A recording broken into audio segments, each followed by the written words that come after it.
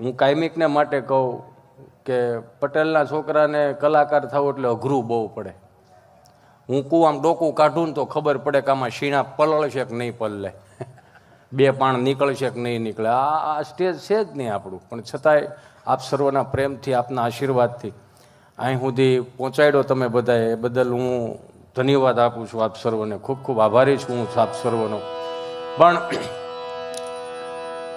કંઈક દાદા ગુરુની કૃપા હશે, કંઈક મુક્તાનંદ સ્વામીની કંઈક કૃપા હશે. મારા બાપ નકર વિચાર તો કરો, હું જાહેરમાં કહું છું, લાઈવમાં કહું છું કે મેં ઘણાના કાનેથી સાંભળેલી વાતો હું તમારી સમક્ષ રજૂ કરું. ઘણા એવું કે દીકરો છોકરી જોવા જાય ને એટલે ઘણી વખત એવું હોત બને કે દીકરીના હગાવાલા જે હોય ને એમ કે તો સ્વામિનારાયણ છે, શીકણા બહુ હોય. સ્વામી મને માફ કરજો, હકીકત મારા કાનેથી સાંભળેલી વાત છે.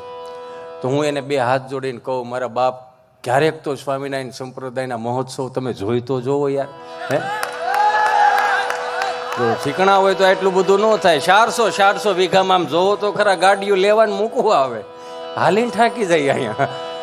લાખો માણસની મેદની, 30-35 હજાર માણસો અહીંયા પ્રસાદ લે છે. તો આનાથી મોટું શું હોય ભાઈ? એ બાપ,